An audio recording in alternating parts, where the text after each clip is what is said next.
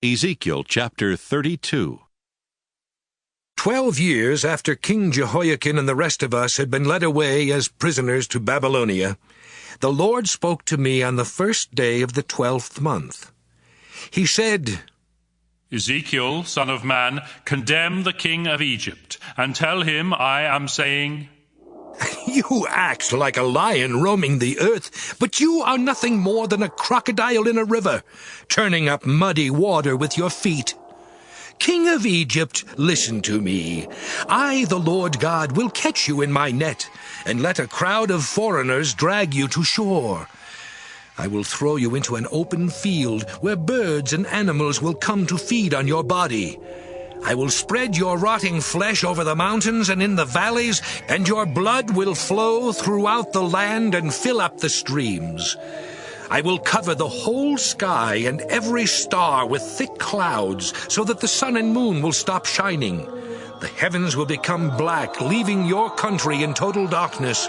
I, the Lord, have spoken. Foreign nations you have never heard of will be shocked when I tell them how I destroyed you.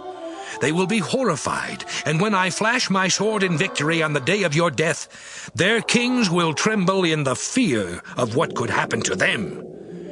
The king of Babylonia is coming to attack you, king of Egypt. Your soldiers will be killed by the cruelest army in the world, and everything you take pride in will be crushed.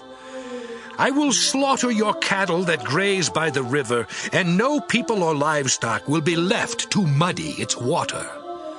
The water will be clear, and streams will be calm. I, the Lord God, have spoken. Egypt will become a barren wasteland, and no living thing will ever survive there. Then you and your people will know that I am the Lord. This is your warning, and it will be used as a funeral song by foreign women to mourn the death of your people. I, the Lord God, have spoken. On the 15th day of that same month, the Lord said, Ezekiel, son of man, mourn for the Egyptians, and condemn them to the world of the dead, where they will be buried alongside the people of other powerful nations. Say to them, You may be more beautiful than the people of other nations, but you will also die and join the godless in the world below. You cannot escape. The enemy's sword is ready to slaughter every one of you.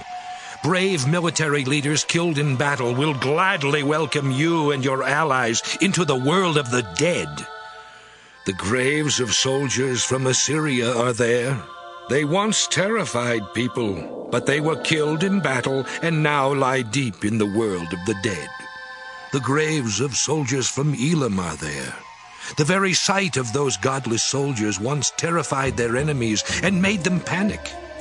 But now they are disgraced and ashamed as they lie in the world of the dead, alongside others who were killed in battle.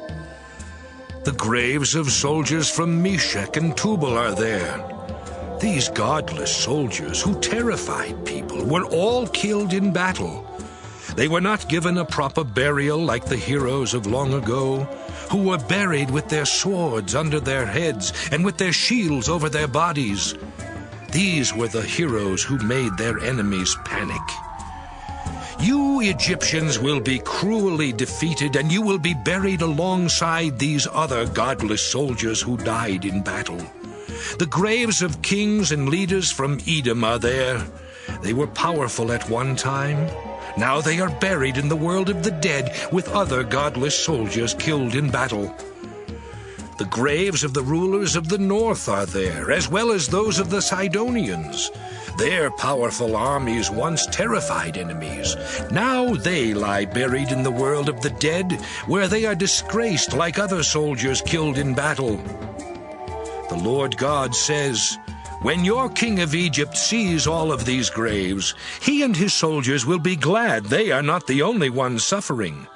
I sent him to terrify people all over the earth, but he and his army will be killed and buried alongside other godless soldiers in the world of the dead. I, the Lord God, have spoken.